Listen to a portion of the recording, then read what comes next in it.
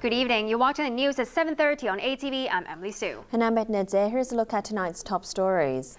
Protesters hit the streets in the first pro-democracy demonstration since the Occupy sit-ins ended. Ex-convener says universal suffrage possible in 2020 LegCo elections if lawmakers pass reforms. Japan angry after Islamic State militants behead hostage Kenji Goto. The organizers of today's pro-democracy rally, the first since the Occupy protests last year, say 13,000 people joined their march, while police put the figure at 8,800. That's far fewer protesters than they had hoped for, but leaders of the Occupy sit-ins insist it doesn't mean their so-called umbrella movement is dying. A sea of umbrellas re-emerged on the streets of Hong Kong this afternoon as thousands of people marched from Causeway Bay to Central in the name of greater democracy. Many prominent pro-democracy figures, such as the brains behind the original Occupy Central movement, Benny Tai, and Democratic Party founder Martin Lee, joined the 2.5-hour march. Many held signs and chanted slogans demanding genuine universal suffrage for the 2017 chief executive election. The activists claim Beijing will use its conservative framework, made official on the 31st of August, to screen out candidates critical of the central government. While a few brought their babies along, some made sure they were heard. While others carried colonial flags. The organizers, the Civil Human Rights Front, were hoping for around 50,000 to show up, but the final turnout was a lot less for the first protest since the street occupations ended in December. I believe that particularly after the occupation, many young people also find that demonstration of this type may not be able to affect the government. So probably this affect the number of turnout today. Members of student group Scholarism and the Federation of Students, who led the 79-day pro-democracy mass sit-ins last year, also joined this afternoon's rally. They insisted the low turnout doesn't mean support for the so-called umbrella movement is fizzling out. Well, we will not be defeated. The movement will be ongoing. People who would go for democracy, they will still support democratic movement. But it is simply that, well, they may choose different way of joining or showing their support to the whole movement. Some of the more radical protesters have said they may stage a sit-in after the march. But both Chow and Joshua Wong from Scholarism weren't sure whether they would join in. If some of the parties or some of the organizations have organized some of the action after the demonstration, Scholarism will give some of the consideration of whether we will involve in the action or not. In response to the rally, the government issued a statement urging people to adopt a rational and pragmatic approach towards constitutional development. Independent Police Complaints Council Chief Larry Kwok, meanwhile, said the march today was generally peaceful. But organizers say there were problems due to the way police handled some of the protesters' props. Some parties' street station are being restricted by police, including the size of their backdrop, including the size of their station. Today's mass rally was originally scheduled for New Year's Day, but organizers postponed it due to the government's second consultation on political reform. The front wanted the march to be held during the consultation, so it could be used as a channel for the public to express their views on the government's proposals. Executive Council convener Raymond Yeung told the Pan Democrats today that universal suffrage could happen by 2020 if they pass the government's reforms. At the same time, Civic Party lawmaker Raymond Yeung accused his fellow Pan Democrat of being too extreme in the demands for democracy. And Zhang reports.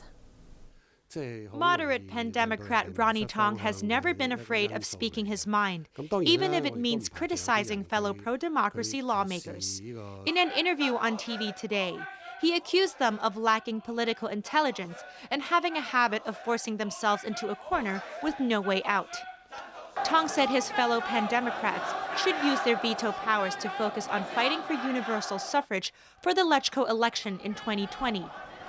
He reiterated his intention to talk his Pan Democrat colleagues into voting for the government's political reform package if Beijing promises to abolish LegCo's functional constituency seats in 2020 and lower the chief executive nomination threshold.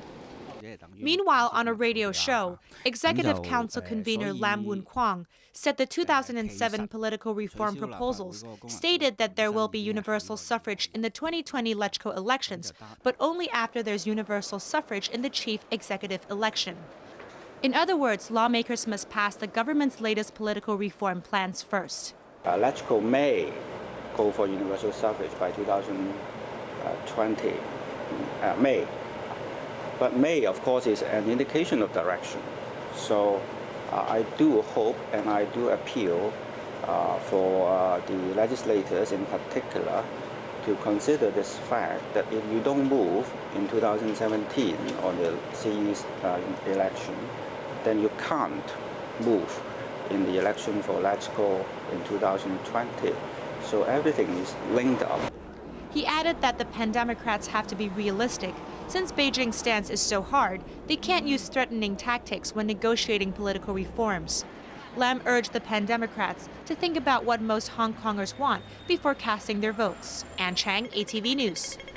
Opposition lawmakers and student leaders weren't impressed by Ronnie Tong's call to endorse the government's reforms. They said history will remember those who break their promises and despise those who turn their backs against Hong Kongers fighting for greater democracy.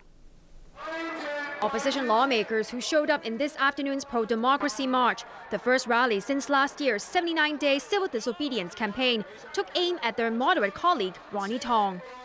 Tong suggested earlier that he's willing to endorse the government's blueprint for the 2017 chief executive election if Beijing promises to abolish functional constituency seats in LegCo by 2020. The Civic Party lawmaker said this after he and his 26 opposition colleagues vowed to veto the government's political reform package if it was set under Beijing's conservative framework. Leader of Tong's party, Alan Leung, hit back at his claim that the opposition camp doesn't have enough political intelligence. Beijing did not respond to someone as politically intelligent as Tong, Leung said. This shows the central government doesn't want to give Hong Kong people any type of universal suffrage. The Neo Democrat's Gary Fan said he completely disagrees with Tong's proposal. I think Mr. Tong, Ronnie Tong, do not whatsoever represent the whole pan-democratic camp. He only represents himself. He might change his voting behavior, may vote for government constitutional reform proposal, but doesn't mean other pan-democratic member will follow his behavior. Federation of Students leader Alex Chow said that if Tong goes back on his own word and endorses the government's electoral blueprint, his decision will be remembered in history and he will be despised by the Hong Kong people. Labour Chief Matthew Yeung is proposing increasing compensation for employees who get injured at work. Meanwhile, Finance Chief John Tsang says subsidies for elderly healthcare services will not be cut this year. Alison Chan reports. Ahead of its 8th budget just a few weeks away, Financial Secretary John Tsang took to his blog today to talk about health care, promising not to cut assistance for senior citizens in the coming fiscal year. Last year, the government allocated $6.2 billion for elderly services, which was 15% higher than the year before. Tsang also insisted there is money to be made for businesses that provide care and emergency services for the elderly. He said besides being profitable, it improves the welfare of old people. The government recorded a budget surplus of $35.2 billion for the third quarter, more than triple Tsang's estimates for the whole year.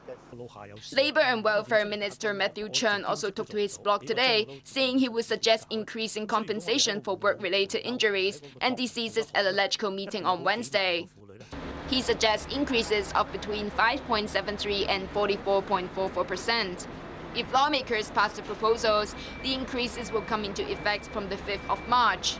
Cheung also pledged to review compensation-related ordinances every 2 years. Alison Chan, ATV News. Overseas, there's been widespread international outrage at a video apparently showing the execution of a second Japanese hostage held by Islamic State militants. Japanese Prime Minister Shinzo Abe said the killing will not stop his fight against the militant group. Arthur Urquiola reports. To the Japanese government, you, like your foolish allies in the satanic coalition, have yet to understand that we, by Allah's grace, are an Islamic caliphate with authority and power. An entire army thirsty for your blood. This message from Islamic State was followed by shots of the severed head of Japanese journalist Kenji Goto, placed on the back of his body. The video comes exactly a week after footage was released that apparently showed the beheaded body of another Japanese hostage, Haruna Yukawa. Japanese Prime Minister Shinzo Abe condemned the apparent beheading, calling it unjust and cowardly. He insisted Japan would not give in to terrorism and will continue aiding the fight against it. The executions came after Abe announced a $200 million donation to countries fighting Islamic State. Goto's mother, Junko Ishido, said she could only express her grief with her tears. She told reporters she would continue to believe in her son's wish for a world without war. Residents of Tokyo were disappointed with the news of Goto's apparent death. This man said he was hoping until the very end for the journalist's return.